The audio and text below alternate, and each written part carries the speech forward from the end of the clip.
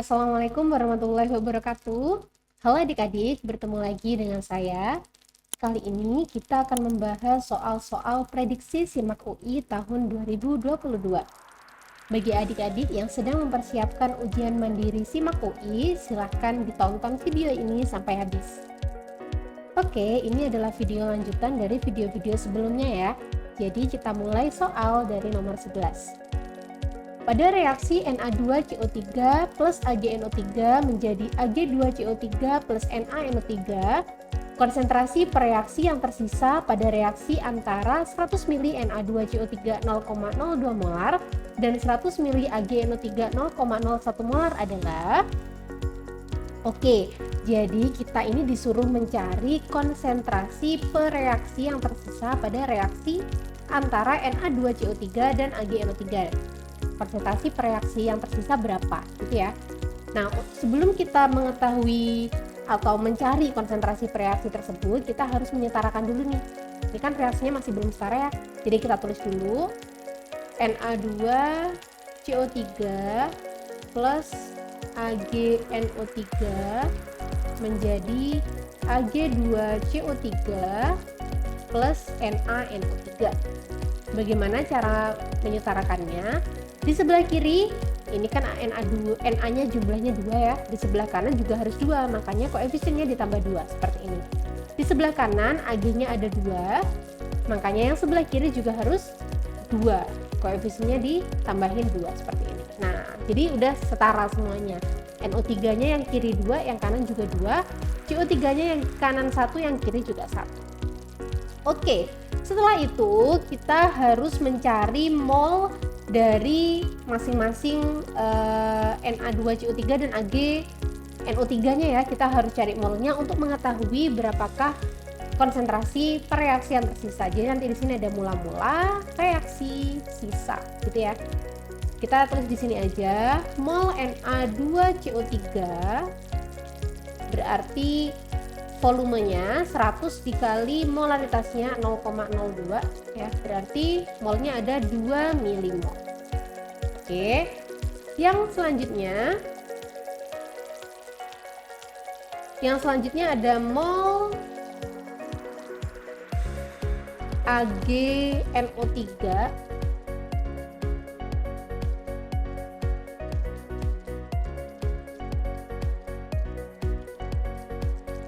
mol AgNO3 volumenya 100 dan molaritasnya 0,01 sehingga molnya 1 milimol. Oke, seperti ini. Terus kita masukkan ini sebagai mol mula-mula ya. Kita masukkan di sini, ini 2, ini 1. Oke. Terus untuk mengetahui berapakah yang bereaksi, kita tentukan dulu siapa yang menjadi reaksi pembatas. Reaksi pembatas itu adalah mol yang lebih sedikit setelah dibagi dengan koefisiennya. Jadi yang Na2CO3 2 dibagi 1 kan 2 ya. AgNO3 1 dibagi 2 juga 1 dibagi 2 setengah gitu ya. Jadi Na2CO3-nya tadi 2, hasilnya AgNO3-nya setengah. 2 sama setengah otomatis kan lebih kecil setengah ya. Sehingga yang AgNO3 sebagai reaksi pembatas. Jadi nanti AgNO3 ini harus tidak bersisa. Itulah gunanya kita menentukan reaksi pembatas. Jadi berapa dong yang bereaksi di sini? Ya harus 1 dong, supaya dia tidak sisa. Kan reaksi atau reaktan itu selalu berkurang, produk itu selalu bertambah ya. Jadi 1 dikurangi 1 0. Gitu. Terus yang di sini berapa yang bereaksi? Kalau di sini koefisiennya 2, yang bereaksi 1 milimol. Kalau di sini koefisiennya 1 berarti berapa? Ya setengahnya dong. Berarti 0,5 milimol gitu ya. Yang di sini berapa kok? Oh, yang di sini mula-mulanya 0, yang ini juga 0 ya. Produk itu kan awal mula dia belum terbentuk. Terus di sini berapa? Sesuai dengan koefisiennya ini sama-sama 1 ya, berarti ini 0,5, yang ini sama-sama 2 dengan AgNO3 berarti ini 1. Oke, 0 ditambah 1 1, 0 ditambah 0,5 0,5, 2 dikurangi 0,5 1,5.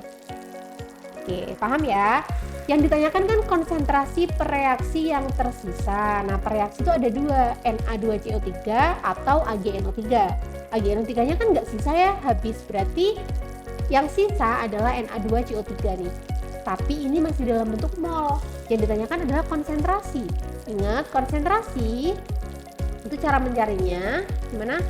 Molaritas atau konsentrasi itu mol dibagi dengan volume total ya. Kalau dalam reaksi, kalau dalam sisa maksud saya, molnya 1,5, volume totalnya hasil penambahan dari 100 mili dan 100 mili, berarti 200 mili gitu ya. Oke, 1,5 dibagi 2, 0,75 kan? 0,75, 100-nya pindah ke atas berarti 10 pangkat min 2. Nah, karena 0,75 nggak ada, kita ubah menjadi bentuk 7,5 kali 10 pangkat min 3. Oke, jadi jawaban yang tepat adalah yang B, 7,5 kali 10 pangkat min 3 Na2CO3. Gimana teman-teman, udah mulai paham kan? Mari kita lanjut ke soal berikutnya. Soal nomor 12.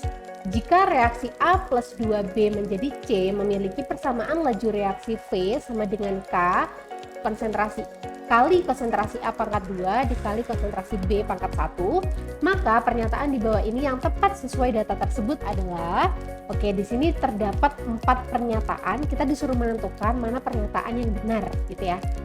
Pernyataan yang pertama, order reaksi total adalah 3. Bagaimana cara kita menentukan order reaksi total? Jadi, ini untuk pernyataan 1 dulu. Untuk pernyataan 1, order reaksi total itu ditentukan dari order reaktan dijumlahkan. Order reaktan, nah ini reaktannya ada A sama B ya. Order A ditambah dengan order B berarti. Nah, terus order itu yang mana sih, Kak?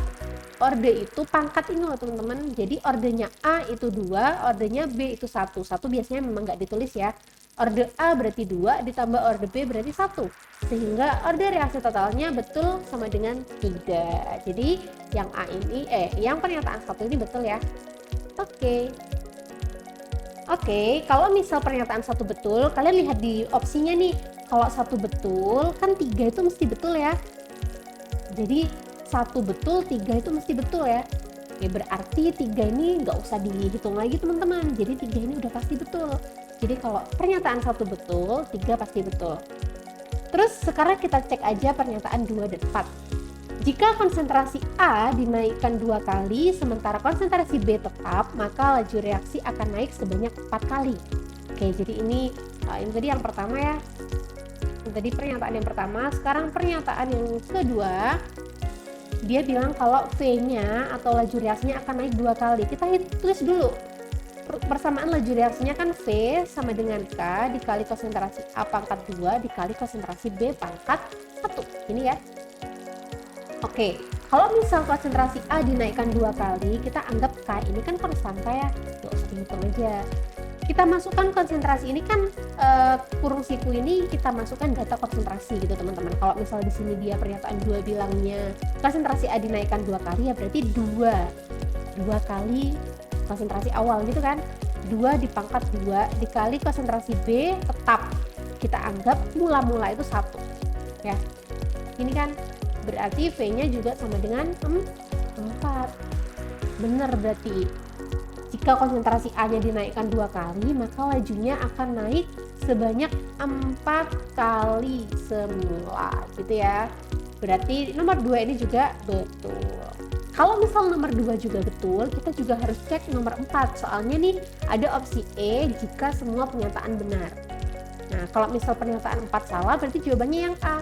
Kalau pernyataan 4 benar, jawabannya yang E gitu ya. Sekarang pernyataan nomor 4. Order reaksi terhadap C adalah 1.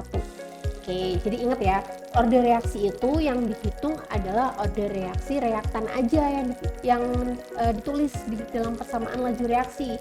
Untuk produknya, nih order reaksi produk yang C itu enggak ditulis. Jadi konsentrasi C itu tidak menentukan di laju reaksi. Yang menentukan laju reaksi itu adalah konsentrasi dari reaktan. Begitu pula ordernya. Ordernya itu juga nanti ordernya si reaktan, bukan ordernya si produk. Jadi yang nomor 4 ini salah karena C itu adalah produk. Jadi jawaban dari soal nomor 12 adalah opsi yang A. Oke, kita lanjut di soal nomor 13. Dalam pelarutan cairan pekat amonium nitrat dalam air, spesies yang akan berada dalam sistem larutan adalah 1, 2, 3, atau 4 gitu ya. Ada 4 spesi nih, kita disuruh menentukan manakah spesi yang berada di dalam sistem larutan. Oke, ada amonium nitrat di sini. Amonium nitrat itu apa sih? Amonium itu NH4+ ya. Kalau misal dia amonium nitrat ya berarti NH4NO3. Nitrat itu kan NO3 ya. Kalau misal dia diionisasikan nih, dilarutkan dalam air, dia akan membentuk NH4+ plus NO3-. Nah, gitu kan teman-teman. Terus NH4+ itu kan berasal dari NH4OH basa lemah ya. Si NO3- berasal dari HNO3 asam kuat. Ingat, kalau misal nih ion-ion yang berasal dari basa lemah bereaksi dengan air, dia akan mengalami hidrolisis. Jadi nggak cuma basa lemah aja ya, asam lemah pun iya. Jadi kalau misal basa lemah dan asam lemah bereaksi dengan air dalam keadaan yang terpisah ya, basa lemah bereaksi dengan air, asam lemah bereaksi dengan air, dia akan membentuk hidrolisis. Ya, akan bereaksi dengan air itu sendiri. NH4+ plus H2O akan membentuk NH4OH plus H+. Nah, sedangkan NO3- bisa nggak bereaksi dengan H2O? Jawabannya tidak bisa, karena dia berasal dari asam kuat. Ingat tadi aku yang bilang, yang bereaksi dengan H2O mengalami hidrolisis itu ketika dia berasal dari basa lemah ataupun asam lemah gitu ya. Berarti NO3- dia tidak bisa bereaksi dengan H2O. Terus NH4OH nih teman-teman, NH4OH itu dia bisa berubah bentuk menjadi NH3 plus H2O. Jadi ini bentuk lain dari NH4OH, itu NH3 plus H2O gitu. Jadi untuk menjawab soal ini, sekarang kita cek satu-satu nih. Pernyataan 1, NH3, ada nggak NH3 di dalam spesi ini? Ada, yang ini ya, NH3, berarti nomor 1 betul. Nomor 2, NO3-, ada nggak? Ada dong, yang ini ya, NO3- hasil pelarutan NH4NO3. OH- ada nggak? Nggak ada. OH- tidak ada dalam spesi ini, adanya itu H+. NH4+ ada nggak? Ada dong, yang ini ya. Berarti jawaban yang tepat adalah 1, 2, dan 4. Yang mana dong? Ya, opsi yang C. Oke, sekarang kita lanjut soal berikutnya. Elektrolisa 1 liter larutan Ti2SO4 3 kali 1 molar dilakukan selama 20 menit dengan kuat arus 2 ampere. Manakah pernyataan berikut ini yang benar? Oke, jadi ada 4 pernyataan lagi. Kita harus menganalisa 4 pernyataan ini tuh benar atau salah. Yang mana yang benar, yang mana yang salah gitu ya. Yang nomor 1 dulu. 3 elektron terlibat pada sel elektrolisis larutan Ti2SO4 3 kali. Ingat, untuk mengetahui reaksi yang terjadi pada elektrolisis, kita harus bedah dulu reaksi yang ada di katoda dan reaksi yang ada di anoda. Oke, Ti2SO4 3 kali, ini Ti2SO4 3 kali, kalau misal diionisasi itu kan ada Ti3+, 2 Ti3+, plus 3SO4 2- ya. Ti3+ di sini sebagai kation, SO4 2- ya sebagai anion. Ini ya. Reaksi yang terjadi pada katoda yang dilihat adalah kationnya, teman-teman. Kalau kationnya itu golongan 1A, 2A ya, Al atau Mn, maka yang bereaksi nanti adalah air.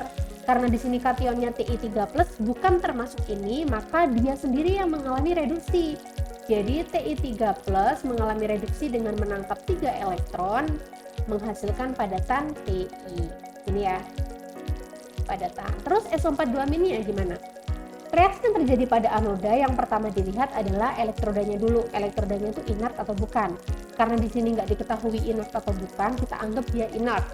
Langkah kedua, setelah mengetahui dia inert, berarti kita lihat anionnya. Anionnya ini sisa asam oksi apa enggak? Oh ternyata iya nih, sisa asam oksi, yaitu SO4 2-. SO4 2- itu termasuk sisa asam oksi, sama seperti NO3-, PO4 3- gitu teman-teman. Jadi kalau misal dia sisa asam oksi, maka yang mengalami oksidasi adalah air. Mengalami oksidasi O2 menjadi O2, H+, dan melepas elektron. Terus kita konfigurasi, kita setarakan dulu. Oke. Nah, seperti ini ya. O2 ini fasenya gas, H+ fasenya aqueous, ini ya. Oke. Terus Pernyataan 1 tadi dia bilang kalau 3 elektron yang terlibat pada sel elektrolisis. Apakah benar 3 elektron? Enggak ya. Pada reaksi di katoda yang terlibat 3, pada reaksi di anoda yang terlibat 4. Gimana dong terus kok beda? Ya kita samakan ya. Yang di katoda dikali 4, yang di anoda dikali 3. Sehingga elektron yang terlibat adalah 12 elektron. Jadi bukan 3 melainkan 12. Jadi pernyataan 1 ini salah. Oke, sekarang kita lanjut pernyataan 2. pH larutan di sekitar elektrolisis naik. Oke teman-teman, sebentar. Kalau misal pernyataan 1 salah nih, teman-teman lihat nih. Kalau 1 salah, 1 kan selalu ada sama 3 ya. Kalau 1 salah ya 3 pasti salah teman-teman. Nah, jadi tinggal jawabannya antara A sama Do. Kan kalau semua pilihan benar ya salah juga ya. Soalnya kan tadi 1 juga udah salah. Berarti jawabannya antara 2 dan 4 atau 4 saja. Jadi nomor 3 nggak usah dikerjakan. Untuk pernyataan nomor 2, pH larutan di sekitar elektrolisis naik. Apakah benar pH-nya naik? Salah ya. Soalnya di sini itu yang terbentuk adalah H+ teman-teman. Ingat, kalau misal H+ yang terbentuk berarti dia pH-nya kecil ya, sifatnya asam. Ingat kalau asam itu selalu ada H+, kalau OH- pH-nya besar, sifatnya basa. Nah, jadi pernyataan 2 salah. Sehingga jawaban yang tepat adalah Do, pernyataan 4 saja yang benar. Gitu teman-teman. Jadi ada triknya, nggak semua harus dikerjakan pernyataannya. Oke, sekarang kita lanjut untuk menjelaskan soal nomor 15.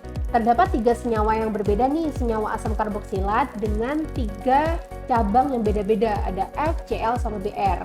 Manakah pernyataan yang benar mengenai ketiga senyawaan turunan asam karboksilat tersebut? Oke, jadi kita harus mengurutkan mana yang lebih asam, mana yang kurang asam gitu ya.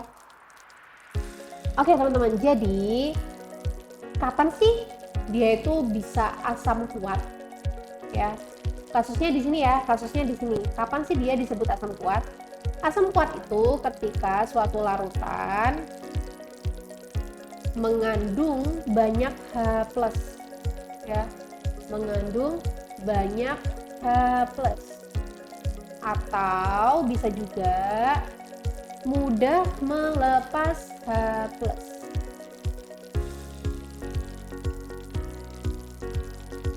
Mudah melepas H+. Terus gimana dong ini? Terkaitannya dengan FCl-Br. Oke. Kalau misal kita, ini kan yang beda antara FCl sama Br ya teman-teman. Pada sifat keelektronegatifan, FCl sama Br ini kan terdapat dalam satu golongan ya. Kalau dalam satu golongan, dari atas ke bawah elektronegativitasnya itu semakin menurun. Jadi yang paling kuat elektronegativitasnya adalah F, lalu Cl, lalu Br nih, elektronegativitas. Terus apa sih kaitannya elektronegativitas dengan asam karboksilat? Jadi misalnya aku gambar ya, berarti ini kan seperti ini, CH2, COOH, terus F-nya di sini ya. Nanti kita bisa ubah-ubah dari F menjadi Cl menjadi Br gitu ya, beda-bedanya kan di situ. Kalau misal dia ini sebagai atom yang elektronegativitasnya kuat ya, FCl sama Br itu kan ingat nggak, dia itu sebagai atom termasuk golongan atom atau gugus penarik elektron karena dia elektronegativitasnya besar gitu ya. Dia sebagai gugus penarik elektron, sehingga ini kan OH itu kan terdiri dari O- sama H+ gitu ya.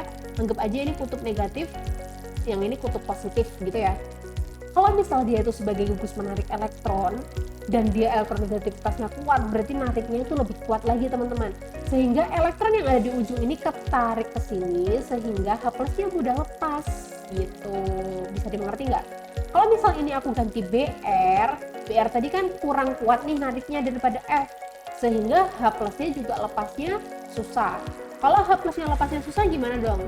Nih, kalau dia sulit melepas H+ berarti asamnya kurang kuat. Gitu. Berarti senyawa A lebih asam daripada senyawa B, betul. Senyawa C lebih asam dari senyawa A, salah dong. Senyawa B lebih asam daripada senyawa C, betul. Senyawa A merupakan senyawa yang paling asam, betul juga. Berarti jawabannya 1, 3, dan 4.